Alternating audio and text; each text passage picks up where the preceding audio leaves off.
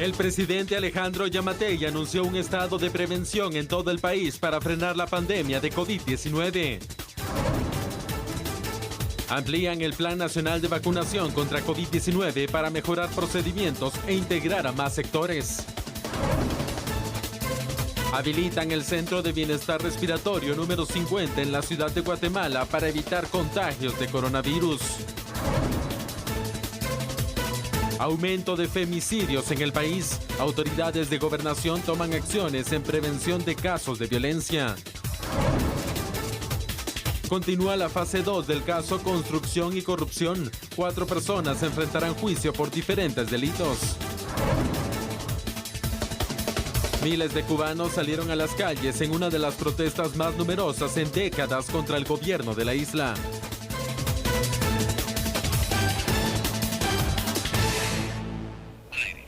Muy buenas noches, sea usted bienvenido a este programa, iniciando la semana con análisis y con mucha información para usted. Tenemos como invitado al licenciado Julio Rivera Clavería, quien se encuentra con nosotros acá para poder analizar los temas, mientras se recupera el licenciado Julio Talamonti. Qué gusto tenerlo y gracias por acompañarnos, licenciado Clavería. ¿Cómo está? Gracias a ustedes, Andy. Es un placer, un gusto poderla ver en el inicio de semana. Un saludo a todos los amigos en casa. Bueno, vamos a hablar sobre una situación que definitivamente no podemos dejar por un lado y es la situación que se vive con el COVID-19. El fin de semana vimos varias concentraciones por distintos partidos que se estaban celebrando y por supuesto los casos que han ido en aumento. Hay medidas que se podrían implementar, que serán analizadas en Consejo de Ministros y que comenzamos hablando sobre un posible estado de prevención.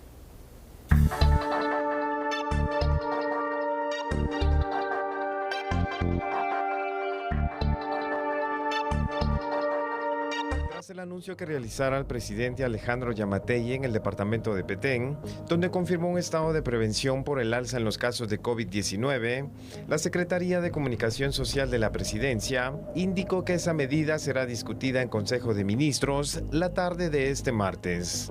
Entre las principales causas para decretar esa medida estaría la situación actual que atraviesa el país debido a la pandemia. La principal preocupación tanto del presidente Giammattei como su gabinete en este momento es el repunte de los casos de contagios por COVID-19. Esa es la principal preocupación que ocupa en este momento el gobierno de Guatemala.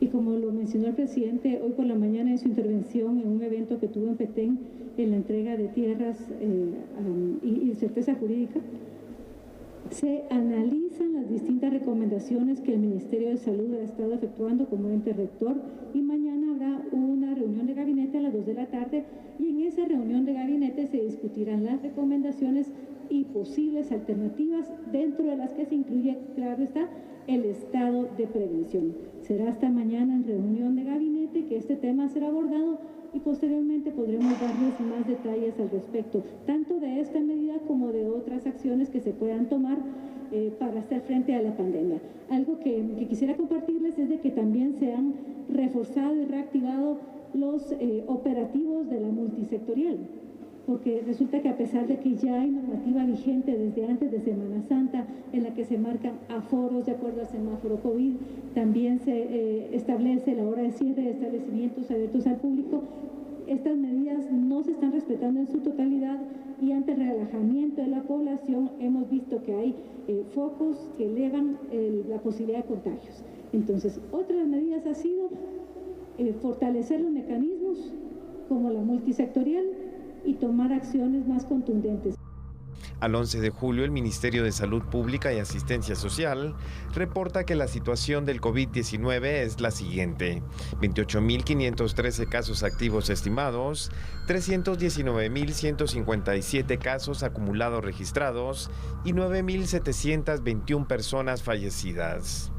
En el tema de la vacunación, la Cartera de Salud Pública reporta los siguientes datos: personas vacunadas con primera dosis, 844.228, personas vacunadas con esquema completo, 188.082, y la cantidad de dosis administradas supera el 1.034.310 dosis. Y el presidente del Congreso de la República se pronunció sobre este estado de prevención que será analizado por el mandatario guatemalteco en Consejo de Ministros por la situación del COVID-19. Que las acciones que sean necesarias a favor de preservar la vida de los guatemaltecos hay que respetarlas, hay que seguirlas, porque al final lo importante es conservar la vida de los guatemaltecos. Y bueno, comencemos con el análisis entonces, estas medidas que se estarán tomando, que se van a consensuar en Consejo de Ministros para determinar entonces qué restricciones se pueden establecer en un estado de prevención y por supuesto también la viabilidad de este estado de excepción. Licenciado Clavería, ¿cómo ve usted esta medida que se podría estar entonces decretando en los próximos días? Vea, lo primero que tenemos que analizar es que efectivamente el número de infectados y el número de muertos se ha disparado. Totalmente. Y esto es una realidad innegable, producto de que efectivamente la población guatemalteca se ha relajado de una manera impresionante. Es decir, yo he tenido la oportunidad de salir a algunos departamentos y usted ve a una gran mayoría de la población en mercados, en puestos cantonales, en el camino, en todos lados, en los restaurantes, sin su mascarilla. Por lo tanto, yo creo que esto es parte de del efecto que hoy tenemos. Un gran número de infectados y un número muy grande que puede seguir aumentando de muertos. Yo creo que cualquier medida que se plantee en beneficio de contener la pandemia es bienvenida. Lo único es que hay que hacer una revisión exacta de qué medidas son las que se van a plantear para que efectivamente los guatemaltecos tomemos notas exactas y lo pongamos en marcha.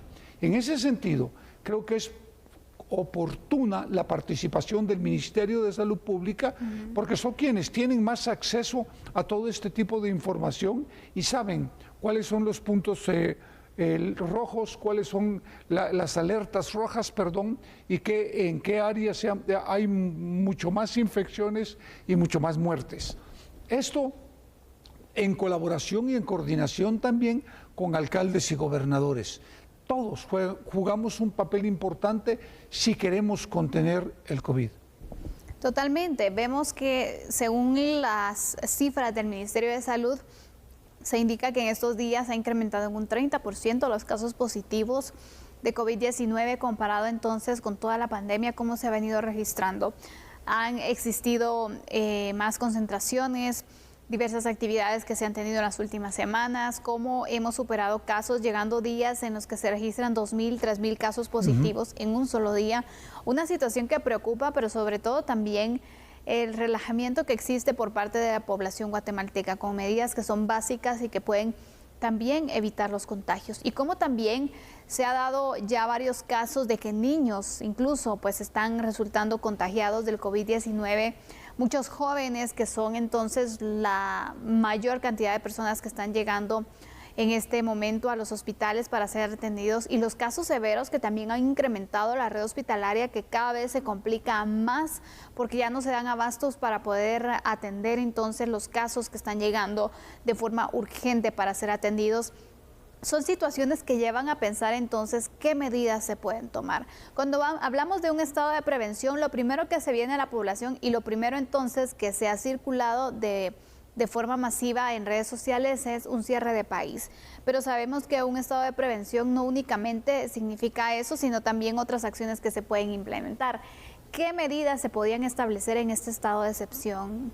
Por ejemplo, los aforos, la prohibición para reuniones masivas, desde luego, la prohibición para fiestas, celebraciones religiosas, y todas estas cosas que de alguna manera han venido a incrementar el número de infectados y de muertos. Y el otro son los aforos en el transporte, los aforos en los restaurantes, los aforos en algunos lugares en donde la gente normalmente acude hoy y de forma masiva, que son los bares, y hay que ser muy cuidadosos porque efectivamente no vamos a poder contener a este paso la pandemia. A mí lo que me preocupa, Sandy, es que el número de infectados se disparó y el número de muertos de igual manera. Y no tenemos hoy un respaldo masivo de vacunación que de alguna manera pueda servir para controlar y contener este COVID-19. Más que los aportes y las ayudas y las donaciones que nos han venido de algunos países, especialmente Estados Unidos, con 1,5 millones de vacunas, pero que tampoco es suficiente. Entonces yo creo que esa segunda etapa tendrá que el gobierno central ver cómo hace para negociar con las farmacéuticas de manera inmediata las entregas oportunas de esas vacunas que nos puedan ayudar a salir de esta problemática que cada vez se complica más. Exactamente, y es que este es otro de los planes, ¿no? Que se puede ir avanzando también en la vacunación y que vayan de verdad reorganizando ese plan, porque ese plan de vacunación se ha modificado tantas veces que ya no existe claridad entonces para ver el Ministerio de Salud para ellos qué es una prioridad de servicio, porque entonces vemos cómo van alterando, van modificando las fases, agregan unos y realmente es necesario que ellos puedan de verdad sentarse nuevamente, poder establecer entonces el orden en el que van a hacer las vacunaciones para ir entonces protegiendo también, porque un estado de prevención es cierto, no se va a dejar todo el año. Pero fíjese, Sandy, que de verdad es bien complicado porque, por ejemplo, se están planificando vacunar a los maestros para empezar con el proceso de clases en agosto. Exacto. Pero se deja por un lado policías, se deja por un lado bomberos, se deja por un lado ejército, que a la hora de una emergencia es la gente que sale a hacer el trabajo del día a día. Y en el caso de la policía... todo el sector justicia también, que no ha parado y que no puede parar, porque si no, imagínense, el hacinamiento también va incrementando. El sistema penitenciario, por ejemplo. Es decir, yo creo que hay que replantearlo, hay que revisar qué es lo más urgente para que efectivamente podamos ir con una planificación proyectada en 1 año, 6 meses, 8 meses, yo no sé, porque eso al final lo decide el Ministerio de Salud con los expertos, ver cómo hacemos para contener el COVID. Vamos a ir con unos datos en este momento, mostrando en pantalla a ustedes para ampliar este análisis, porque el estado de prevención más reciente que decretó el gobierno de Guatemala ocurrió el pasado 16 de abril y tuvo vigencia de hasta 30 días en ese mismo mes. La decisión en ese momento fue tomada tras registrarse más de 5,000 casos positivos en un periodo de 3 días a nivel nacional. El estado de prevención está establecido legalmente en la Ley de Orden Público, lo que también establece otras medidas como el estado de alarma y el estado de calamidad. Y vamos a ir de una vez mostrando otros datos para seguir entonces con este análisis, porque sin duda alguna hay que tomar en consideración también que previamente el gobierno ha utilizado el estado de prevención como herramienta para establecer medidas que contengan la pandemia. Entre otras cosas, se han prohibido las reuniones masivas y la libre locomoción para evitar la transmisión del virus que causa la enfermedad del COVID-19. Se ha limitado la circulación de vehículos en ciertos lugares y horarios. También se ha extendido la prohibición de ventas y consumo de bebidas alcohólicas en anteriores ocasiones. Entonces, estas son algunas de las medidas que se han registrado y que se han establecido en los estados de prevención que ya se han dictado por COVID-19. ¿Podrían ir en este mismo sentido las restricciones que se podrían establecer? Bueno, seguramente, ¿no? Yo pienso que por ahí es que van a ir, porque después de que haga su análisis el gabinete, pues, tendrán que revisar cuáles son las medidas que han funcionado en el pasado cercano y ponerlas en marcha y agregar tal vez algunas otras. Pero el objetivo debería de ser que efectivamente logremos hacer que la población entienda la importancia primero de cuidarnos todos, porque esto es muy personal, la responsabilidad es personal y para con la sociedad. Por lo tanto, todos debemos de hacer un esfuerzo muy grande para cuidarnos. Y volvemos a hacer el mismo planteamiento que hemos hecho, Sandy, durante muchísimo tiempo ya. Utilizar la mascarilla, lavarse las manos constantemente con agua, con jabón o con gel y guardar la distancia social. Yo cuando vengo acá invitado al programa veo cómo limpia Sandy su escritorio, su silla, su tablet, su teléfono celular. Pues eso es lo que se tiene que hacer, eso es lo que hay que hacer y guardar la distancia social. Vean, Yo estaba revisando redes sociales. Es impresionante la cantidad de jóvenes muertos por COVID. Impresionante. Y eso es lo que tenemos que detener. Que ya no, la gente ya no se siga muriendo. Totalmente. Se está despidiendo a mucha gente valiosa, que jóvenes que podrían tener un buen futuro y que simple y sencillamente no se han cuidado y que el precio es la muerte. Así es, vemos el aumento de casos de jóvenes que a veces cuando se es joven se piensa que no nos va a dar fuerte, que realmente hasta que se tiene la enfermedad sabemos cómo nuestro cuerpo va a reaccionar. Por lo tanto, no tenemos que llegar hasta este punto, cuidarnos lo máximo posible, porque también recordemos que nosotros podemos llevar el virus a casa. Vamos a hacer un corte en este momento, vamos a regresar hablando sobre una situación también que se ha disparado en nuestro país, y es el tema de la violencia contra la mujer. Regresamos.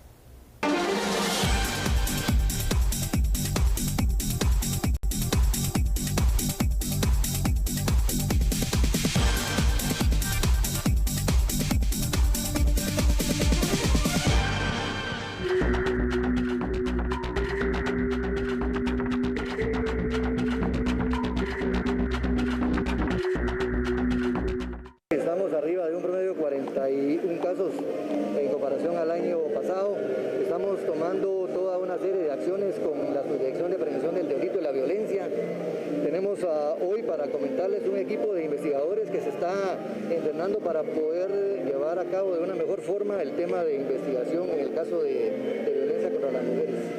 Bueno, tenemos Jutiapa, Zacapa y Escuintla.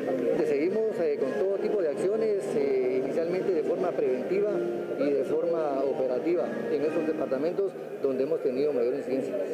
Tenemos equipos destacados de investigación en esos departamentos, como el de Zacapa, ¿verdad? Y estamos de una forma contundente con un buen dispositivo, digamos, para poder dar ahí con los responsables.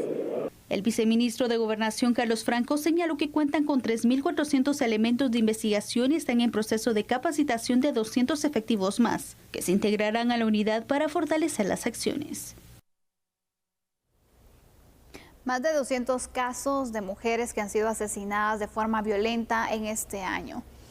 Una situación muy grave, la verdad, que se da porque hemos visto cómo en varios de estos casos se ha manifestado una hazaña con la cual asesinan a las mujeres, que deja entonces en qué pensar cuál es ese odio, cuál es ese rencor en contra de las mujeres para matarlas de esa forma. Se menciona a veces que son más casos de hombres que fallecen en el año que mujeres, pero no vemos la misma forma en la cual son asesinados, que en la mujer siempre hay más violencia comparados con casos de hombres. Quiero que analicemos este fenómeno, licenciado Clavería, que este año, bueno, ha dado un repunte también en cuanto a los asesinatos en contra de las mujeres.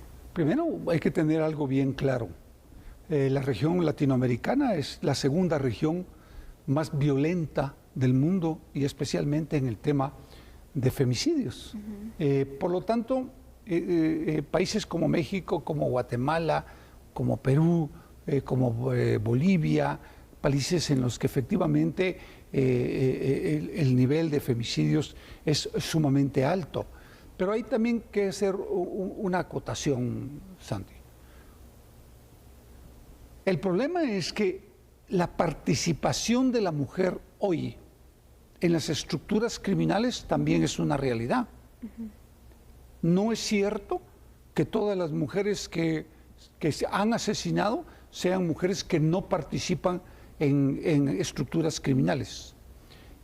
Por lo tanto, hay que hacer una diferenciación en materia, primero de estudio, para poder determinar qué es lo que realmente está sucediendo y cuántas mujeres realmente se están afectando. Porque lo que sí es cierto es que nosotros vivimos en una sociedad machista. Totalmente. Eso es indiscutible. Y yo creo que esto está directamente relacionado con algo que es fundamental. Primero, la educación en casa. Aquí el problema es que al niñito se le enseña que él es el reyesito de la casa, y lo cual no es cierto. Él es uno más en la familia, junto con su hermana, y si no, es uno más de todos modos.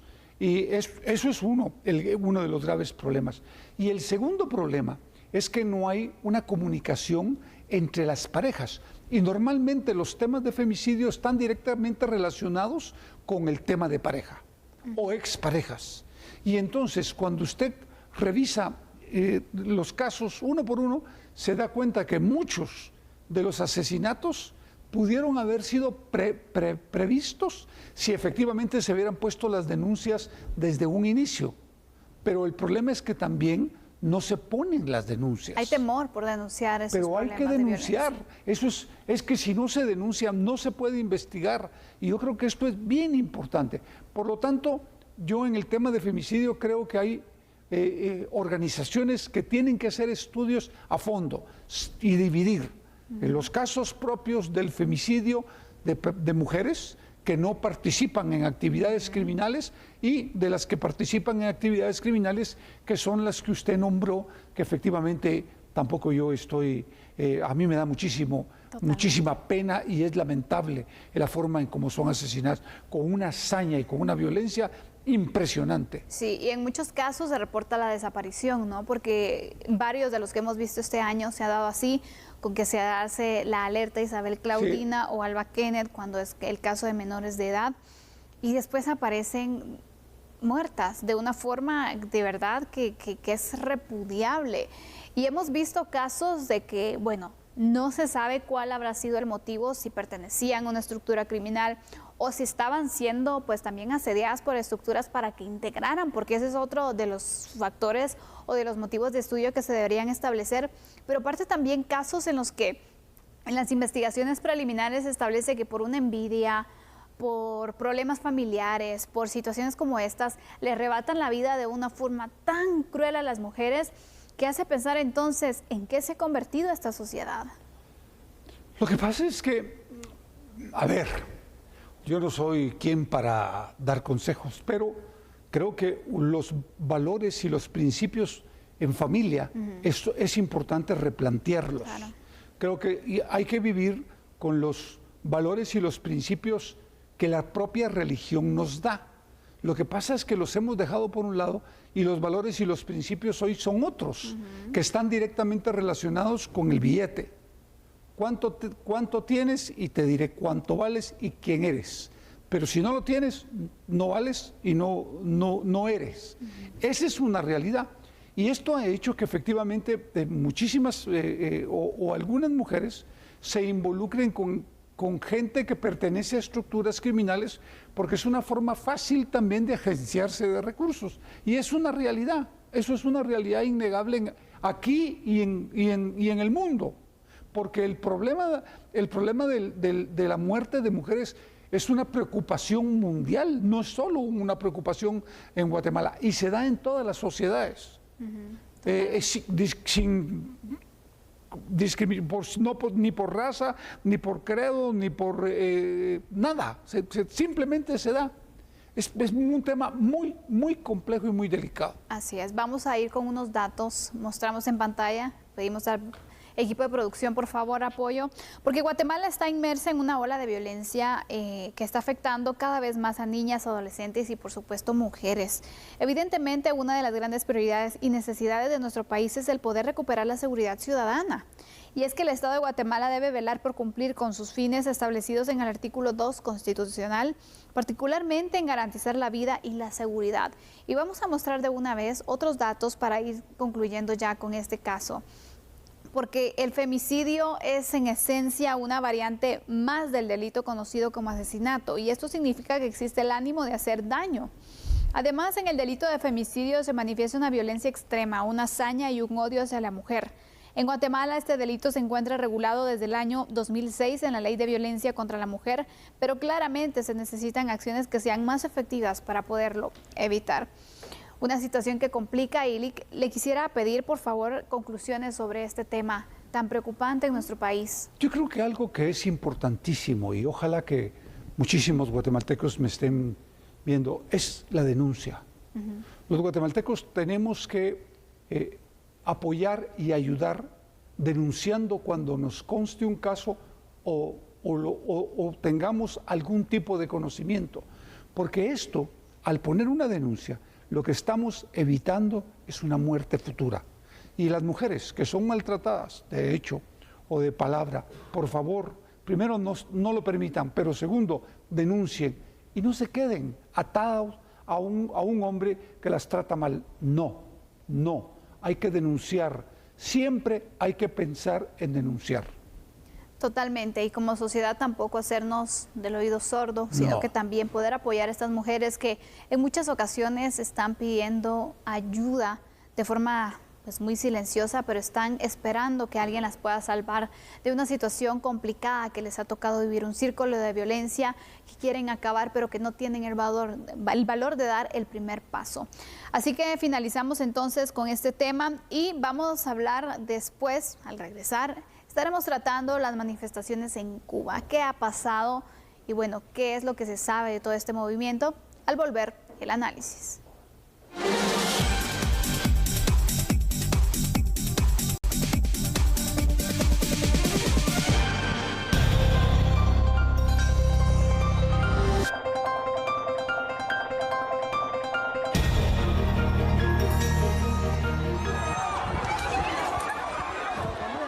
Al grito de libertad y otras consignas, miles de cubanos salieron a las calles en ciudades de todo el país para protestar por la escasez de alimentos y medicinas en una notable erupción de descontento no vista en casi 30 años.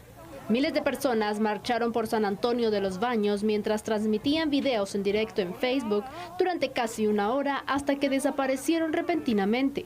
Las manifestaciones han surgido en un momento de fuerte crisis en Cuba, que sufre una preocupante escasez de medicamentos y productos básicos, además que pasa por la tercera y peor ola de COVID-19 con índices de contagios extremadamente altos en las regiones más afectadas. Durante toda la jornada se han producido masivos choques contra partidarios y detractores del gobierno, en especial en varios puntos de La Habana, después de que el presidente Miguel Díaz-Canel conminara a sus partidarios a salir a la calle a defender la revolución. El alcalde de Miami, Francis Juárez, dijo que los ojos del mundo están puestos sobre Cuba. El régimen cubano va a mostrar su verdadera cara si reprime a los manifestantes pacíficos que han salido a las calles a pedir libertad y gritar abajo la dictadura.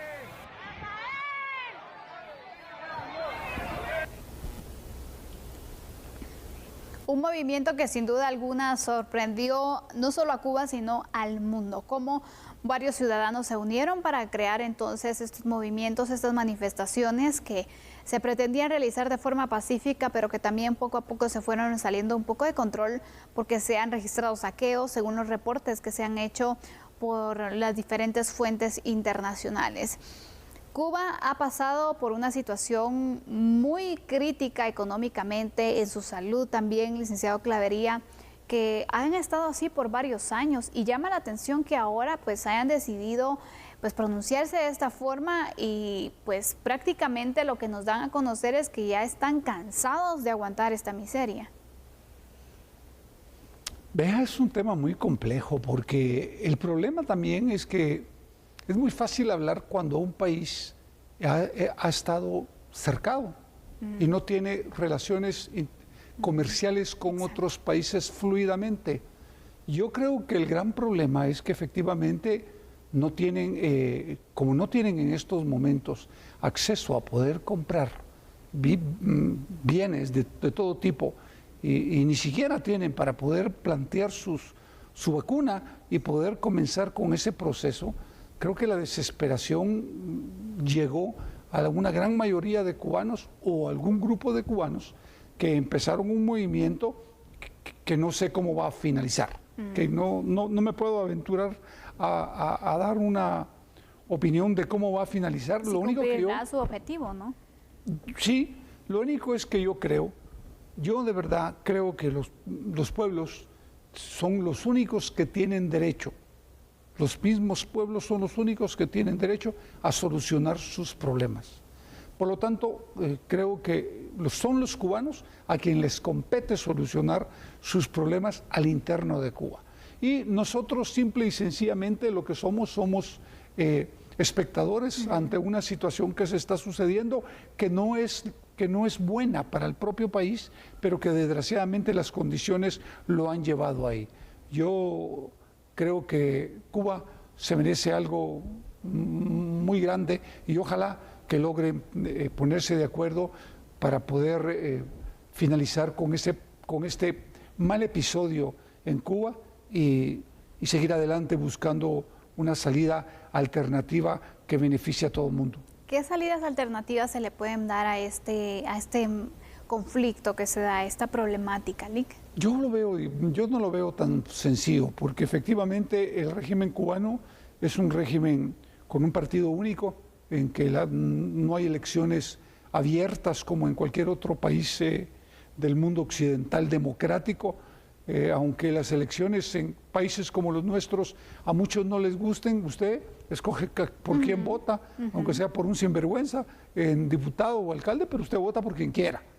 Pero allá no, allá es una decisión en la que un partido define quiénes van y ellos van, punto. Creo que hay que comenzar a pensar en un proceso distinto para Cuba, en el que los cubanos se pongan de acuerdo ellos, porque al final son ellos los que viven ahí, democracia, ¿no? Y buscar una alternativa de salida, que yo no sé si es un proceso democrático o es un proceso como el chino de la China continental, en el que efectivamente hay un partido único, pero que las condiciones son otras, porque la gente tiene acceso a oportunidades de trabajo, a un salario digno, a una vida digna, y educarse y prepararse, que Cuba también lo tiene en muchos sentidos, pero que no tienen acceso a bienes. En otras palabras, no pueden comer. Y cuando no se come, el resultado es eso que estamos viendo en la televisión. Pero vamos a mostrar ahora algunos datos, estableciendo entonces cuáles son los motivos por los cuales los cubanos salieron a las calles y pues iniciaron con esta manifestación, porque las protestas se desencadenaron el domingo en las localidades cercanas de La Habana y prontamente se fueron extendiendo en toda la isla. En principio, las protestas fueron contra los apagones de electricidad y para exigir la vacunación contra COVID-19. Poco después, esas demandas se transformaron en una exigencia de cambio político. Las manifestaciones parecen ser desencadenadas por la peor crisis económica que ha vivido Cuba en las últimas décadas, agravadas también por la pandemia del COVID-19. Y es que Cuba había logrado mantener el control de la pandemia el año pasado y ha desarrollado la creación incluso de una vacuna propia. Sin embargo, en las últimas semanas se han presentado pues un rebrote de la enfermedad y el domingo registraron 7,000 casos y 31 muertos. Imagínense ustedes cómo está la situación, también preocupante, ha ido incrementando los casos. Pero, ¿cuál es la postura oficial? ¿Cuál es la postura entonces del gobierno respecto a esta situación? Y es que ahora vamos a establecer entonces también estos datos, porque el presidente de Cuba culpó al gobierno de Estados Unidos de estas protestas y la situación económica de la isla derivado del bloqueo económico del país del norte. Y es que afirmó que la política de asfixia económica estaba teniendo un aspecto acumulativo. El presidente afirmó que el bloqueo estadounidense es cruel, genocida y asfixiante y lo calificó como el mayor daño humanitario que sufre Cuba. También se acusó a Estados Unidos de orquestar a través de redes sociales el descontento y la división. Sin embargo, el presidente aceptó que entre las manifestaciones habían personas genuinamente insatisfechas y que no todos eran contrarrevolucionarios. El presidente dijo que las medidas tomadas contra los manifestantes fueron justificadas ante el vandalismo, se reportó saqueo de tiendas y patrullas también que estaban dañadas y que de hecho en las imágenes que le trasladábamos a ustedes se veían parte de estos daños. ¿Cómo ve usted la postura de los dos sectores, tanto de los manifestantes como del presidente? Pues mire, yo creo que el presidente está haciendo un planteamiento político básicamente en el que acusa a los norteamericanos de ser los responsables del bloqueo y ser los responsables del hambre que en estos momentos está pasando Cuba y de la problemática política que también está pasando. Yo creo que es como muy precipitado, porque yo creo que efectivamente los bloqueos comerciales no son buenos para ningún país, pero sí creo que el problema es interno de Cuba. Y creo que la gente en términos generales está cansada de tantos años de privaciones. Y el problema es que, por ejemplo, en sociedades de consumo como la norteamericana o como la nuestra, que es una sociedad de consumo, ellos ven en sus teléfonos celulares que efectivamente uno tiene acceso a absolutamente todo y que ellos no. Y la verdad es que en pleno siglo XXI, no le van a estar a usted midiendo la carne, midiendo el arroz, midiendo el azúcar, midiendo el café, midiéndole la ropa, midiéndole absolutamente todo. No se puede. Yo creo que hay que buscar una salida alterna que efectivamente le dé a los cubanos la posibilidad de tener acceso a lo mínimo, que les permita comer y que les permita vestirse, vivir dignamente. Y el gobierno tendrá que buscar alternativas. Ya le dije, por ejemplo, voltear los ojos a la China continental, ver qué tipo de gobierno han planteado ellos y que ha sido efectivo, porque es una realidad. Comercialmente, hoy por hoy, son los reyes en el mundo, los chinos de la continental.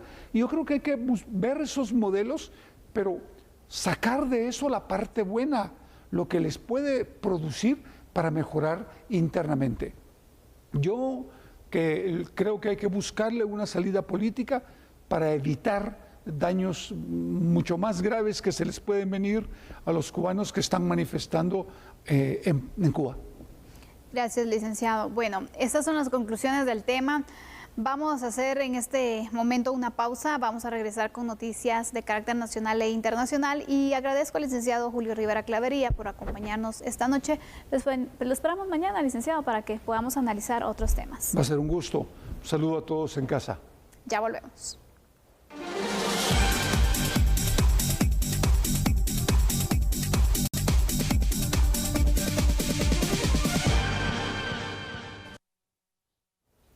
Regresamos entonces con noticias nacionales porque la Municipalidad de Guatemala habilitó un nuevo centro respiratorio. Han sido 50 semanas desde que iniciamos, han sido 50 semanas en donde cada día lunes, cada una de estas semanas, hemos instalado un centro de bienestar respiratorio alrededor de la ciudad. Hemos traído al lado del centro de bienestar respiratorio la medicina, la prevención, el diagnóstico, pero especialmente hemos instalado al lado del Ministerio de Salud un esfuerzo que como propósito tiene defender la vida y defender la salud de nuestros vecinos. Hay 4 centros de bienestar respiratorio en donde están realizando hisopados y los pacientes que ameritan les entregan un kit médico. Estamos atendiendo en los centros de bienestar respiratorio más horas en el día, en la semana. Vamos a aperturar a partir de las 7 de la mañana, entre semana, y vamos a darle la oportunidad a los vecinos que puedan tener un horario más amplio. Y el Ministerio de Salud amplía la programación del Plan Nacional de Vacunación. A través del Acuerdo Ministerial 135-2021, el Ministerio de Salud aprobó la adenda al Plan Nacional de Vacunación para incluir dentro de la segunda fase la inmunización de sectores que ofrecen servicios básicos. La apertura para todas estas instituciones que trabajan directamente con personas y muy estrechamente. Aquí estamos hablando, bueno, independientemente al grupo de educación, que ya lo veníamos trabajando desde hace algún tiempo, como lo mencionó la señora ministra de Educación, está todo el sector justicia, está el sector turismo, la Policía Nacional, muchas gracias, la Policía Nacional Civil, gracias, está la Policía Municipal también, que ese se me había quedado, otros agentes de seguridad pública, trabajadores de Secretaría de Bienestar Social, que estos ya hemos tenido algunos que tienen directamente relación con personas, con pacientes ya vacunados, y el sistema penitenciario. El Ministerio de Salud inició con solicitar el listado de servidores de cada uno de los sectores para iniciar con un preregistro y luego convocar para que las personas ingresen a la página y den sus datos para ser agendados. La ministra de Salud también se refirió a la vacunación de personas con enfermedades crónicas que no se atienden en instituciones públicas y que sean los médicos que envíen el listado de sus pacientes. Con ellos hemos estado trabajando en una situación en cuanto a pedirle a hospitales privados que sus médicos nos pasen un listado de médicos privados o clínicas. Estamos también trabajando eso con el Colegio Médico y queremos evitar que las personas paguen un certificado médico porque creo que las condiciones no están para eso. O sea, con un listado que el médico firme y selle de sus pacientes con comorbilidades nosotros vamos a tener la confianza de que están diciendo la verdad. Claro que cualquiera se nos puede escapar, pero que esperamos que sea lo mínimo, ¿verdad? Entonces, sí lo estamos trabajando, doctor, es una gran preocupación, y a los que tampoco los ve ningún privado, que acudan al servicio que les quede más cercano, a su centro de salud, al puesto de salud, en donde aún con un documento del servicio y el sello en el que se diga que es hipertenso, diabético, principalmente se les va a estar vacunando. De esta manera finalizamos y agradecemos para poder iniciar así la semana con usted de una forma pues llena de mucha información y análisis. Gracias por acompañarnos. Recuerde, mañana en punto de las 9 de la noche lo esperamos. Con permiso.